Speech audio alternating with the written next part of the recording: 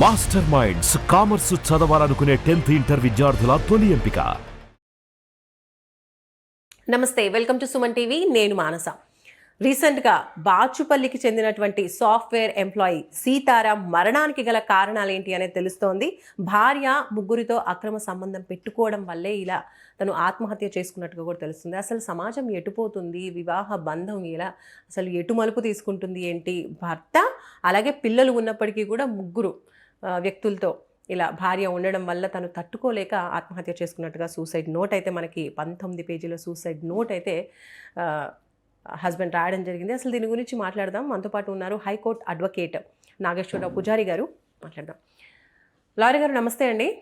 Lawyer గారు, అసలు ఈ భార్యాభర్తల సంబంధం ఎటుపోతుంది ఏంటి? ఇంకా మీరు ఇట్లాంటి కేసెస్ చాలానే చూస్తూ ఉంటారు. ఇది అసలు పీక్స్ అని చెప్పొచ్చు.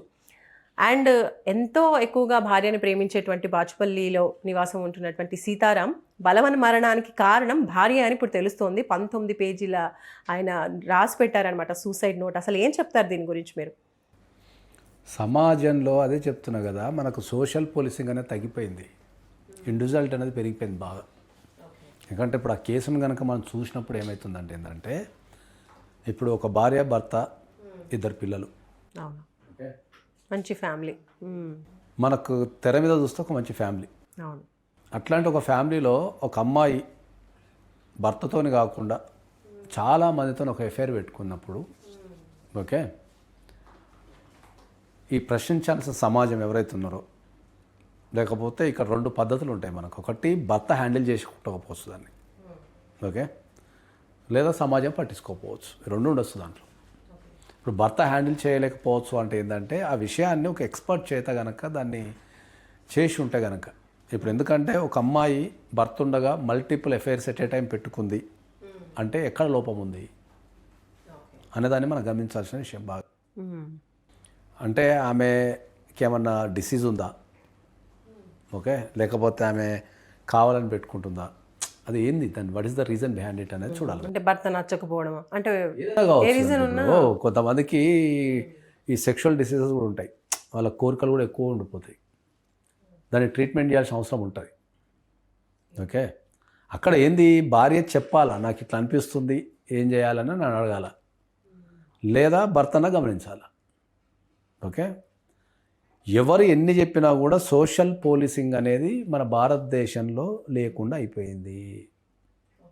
సోషల్ పోలీసింగ్ అంటే ఏంటంటే సమాజంలో ఉన్న ప్రతి ఒక్కరూ తమ బాధ్యత కింద చుట్టుపక్కల ఏం జరుగుతుందో గమనిస్తూ ఎవరన్నా చెడు చేస్తున్నప్పుడు వాళ్ళకు మంచి నేర్పడాన్ని మనం సోషల్ పోలీసింగ్ అంటాం, ఓకే. సో వాళ్ళ కుటుంబంలో అంత అలజడి రేగుతున్నప్పుడు ఎక్కడో దగ్గర ఇష్యూ బయటకు వచ్చి ఉంటుంది. ఒకటేసారి ఒక వ్యక్తి పక్కనే చచ్చిపోవడం, ఎంతో కొంత పోరాడిన తర్వాతనే చనిపోవాల్సి వస్తుంది. అది నేను ఏమంటా అంటే, ఇప్పుడు ఆయన చనిపోవటం వల్ల 2 పిల్లలు అనాథలు అయిపోయారు కాబట్టి నిలబడి పోరాడితే బాగుండు అంట నేను, అట్లీస్ట్ ఫర్ సోషల్ జస్టిస్. ఇటువంటి చేయకుండా.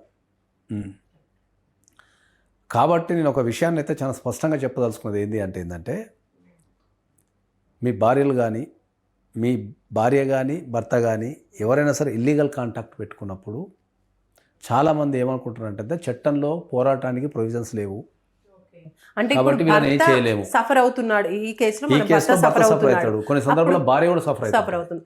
అంటే భార్యకి సంబంధించి, అమ్మాయిలకు సంబంధించిన కేసెస్ మనం చూస్తూ ఉంటాము, చట్టాలు కూడా కొంచెం అనుకూలంగా కూడా ఉంటాయి. అయితే ఇప్పుడు భర్త బయటికి చెప్తే గనక తనకే పరువు నష్టంగా ఉంటుంది, తనకే పేరు పాడవుతుంది అనుకుని కూడా సూసైడ్ చేసుకునే సందర్భాలు కూడా మనం చూస్తూ ఉంటాం. ఈ కేసులో ఒకవేళ సీతారాం చనిపోకపోయి ఉంటే కనుక నెక్స్ట్ స్టెప్గా చేసుకుంటే ఎలాంటి చట్టాల్లో ఈయనకి ఎలాంటి ఉపయోగం ఉండేది? భారతదేశంలో చట్టాల మీద సరైన అవగాహన లేకుండా, కరెక్ట్, ఓకే, బాగా పాపులారిటీ ఏం చేశారంటే ఏంటంటే, పెళ్ళైన భార్య కానీ భర్త కానీ అక్రమ సంబంధం పెట్టుకుంటే వాళ్ళని ఏం పీకలేము అనేది బాగా ప్రచారం చేసేసింది. కానీ అది నిజమా అబద్ధమా? అది అబద్ధం. అది అది బాగా ప్రచారం చేసేసి సోషల్ మీడియా కావచ్చు అందరూ ప్రచారం చేసేసిన తర్వాత ఏమవుతుందంటే ఏంటంటే, ఎవరన్నా అక్రమ సంబంధం పెట్టుకుంటే వాళ్ళని ఏం పీకలేము చట్టపరంగా అనేది బాగా పాపులారిటీ అయిపోయి, ఓహో ఏం చేయలేరు ఇంకేం చేస్తామనే స్థాయికి దిగిపోయి ఎవరికి వాళ్ళు అక్రమ సంబంధాలు పెట్టుకోవడము, గట్టిగా మాట్లాడితే నన్ను ఏం బిక్తావు అని అనడం అనేది ఒకటి కల్చర్ అనేది, కొత్త కల్చర్ అనేది డెవలప్ అయిపోయింది. ఓకే. సో కేసెస్ ఎలా ఉంటుంది, అసలు లా ఎలా పనిష్ చేస్తుంది అదే ఇలాంటి వాళ్ళని? చెప్తున్నా. ఏం చేశారు దాన్ని అంటే ఏంటంటే, మనం ప్రధానంగా చెప్పేది ఏంటి అంటే ఏంటంటే, అక్రమ సంబంధాలు పెట్టుకున్నప్పుడు ఓకే మనకు 497 అనే సెక్షన్ని తీసేశారు తప్ప, 497 సెక్షన్ తీసేశారు తప్ప చట్టంలో వాళ్ళని శిక్షించడానికి ఇంక ఏం ప్రయోజనం లేదంటాం తప్పు. ఓకే, వాళ్ళని మనం శిక్షించడానికి మనం సివిల్ కేసుకి వెళ్ళి వాళ్ళ దగ్గర నుంచి అక్రమ సంబంధం పెట్టుకున్న వ్యక్తుల దగ్గర నుంచి మనం కాంపన్సేషన్ కోరచ్చు అనే విషయం చాలామందికి తెలియదు. ఓకే, ఒక భార్య అక్రమ సంబంధం పెట్టుకుందనుకో, అక్రమ సంబంధం పెట్టుకున్న వ్యక్తి నుంచి ఈ భర్త కాంపన్సేషన్ కోరచ్చు, గట్టి కోరచ్చు. తర్వాత అదే ఒక భర్త అక్రమ సంబంధం పెట్టుకున్నానుకో, ఆ పెట్టుకున్న అమ్మాయి దగ్గర నుంచి భార్య కంపల్సరీ కాంపన్సేషన్ పొందొచ్చు.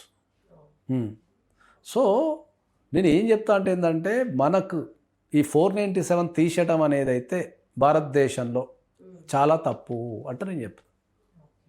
497 ఎందుకు తీసేశారు భారతదేశంలో? జెండర్ ఈక్వాలిటీ లేదు అనే బేసిస్ మీద 497 తీసేశారు. అంటే ఎవరైనా అక్రమ సంబంధం పెట్టుకున్నప్పుడు ఆడవాళ్ళకు ఒక రకమైన పద్ధతి ఉంది, మగవాళ్ళకు ఒక రకమైన పద్ధతి ఉంది. ఇది ఈక్వాలిటీ మెయింటైన్ చేయటం లేదు కాబట్టి మేము తీసేస్తున్నాము అన్నారు. కానీ ఎప్పుడైతే 497 ఈ భారతదేశంలో తీసేశారో అప్పటి నుంచే క్రైమ్ పెరిగింది. అప్పటి నుంచే ఇలాంటి క్రైమ్ పెరిగింది, అక్రమ సంబంధాలు పెరిగినాయి, క్రైమ్ పెరిగింది. సో ఫైనల్లీ ఇంకా అక్రమ సంబంధాల వల్ల క్రైమ్ పెరిగిపోయింది బాగా ప్రజలలోకి బాగా వెళ్ళిపోయింది. అక్రమ సంబంధాలు పెట్టుకుంటే ఏం పీకలేరు అని చెప్పేసి. సో నేను గట్టిగా ఏం చేస్తున్నా, గట్టిగా అందరికీ ఏం చెప్తున్నా అంటే, మళ్ళా 497ని పునరుద్ధరించండి. ఓకే, మళ్ళీ పెట్టండి. భార్య కానీ భర్త కానీ అక్రమ సంబంధం పెట్టుకుంటే జనరల్ ఈక్వాలిటీ ప్రదర్శిస్తూ శిక్షించే విధానాన్ని మళ్ళీ తేవాలని చెప్తున్నా నేను. ఒక్కవేళ గనక శిక్షించే విధానం కనుక తేకపోతే ఈ సమాజం మరింత ఖరాబ్ అయ్యే అవకాశం ఉంది, అంటే ఒకవేళ అక్రమ సంబంధం పెట్టుకుంటే ఎవరేం చేయలేరు అనేది జనాలకు వెళ్ళిపోయింది కాబట్టి, అక్రమ సంబంధాలు పెరుగుతున్నాయి కాబట్టి మళ్ళీ దాన్ని నిరోధించాలి అంటే ఖచ్చితంగా మళ్ళీ 497 లాంటి సెక్షన్ని మళ్ళీ ప్రవేశపెట్టాల్సిన అవసరం 100% ఉంది. ఆ ప్రవేశపెట్టేటప్పుడు ఆ జెండర్ ఈక్వాలిటీని పాటించండి. ఆడవాళ్ళకైనా మగవాళ్ళకైనా అక్రమ సంబంధం పెట్టుకుంటే సేమ్ రకమైన శిక్షలు ప్రవేశపెట్టండి. అప్పుడు ఆగుతుంది. కనీసం అప్పుడు జనాలలో భయం ఉంటుంది, చట్టం మీద గౌరవం ఉంటుంది.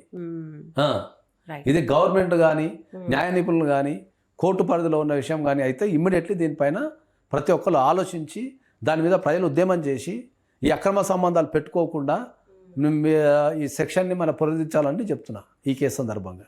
సో మరి ఇప్పుడు ఈ కేసులో హస్బెండ్ చనిపోయారు, 2 పిల్లలు ఇప్పుడు అనాథలైనట్టే, ఇలాంటి మదర్ ఉంది కాబట్టి. సో రేణుకకి ఎలాంటి శిక్ష పడే అవకాశం ఉందంటారు? కేసు ప్రూవ్ అయితే కనుక ఖచ్చితంగా ఆమె జీవిత ఖైదు పడుతుంది. ఆమెకి జీవిత ఖైదు 306 అంటే పాత ఐపీసీ ప్రకారం ఆత్మహత్యకు ప్రేరేపించింది కాబట్టి ఈ ఆత్మహత్యకు ప్రేరేపించిన వ్యక్తులందరికీ 306 పడే అవకాశం ఉంటుంది. 306 ప్రకారం లైఫ్ టైం శిక్ష పడే అవకాశం ఉంటుంది. రైట్. థ్యాంక్ యూ లాయర్ గారు. Thank you.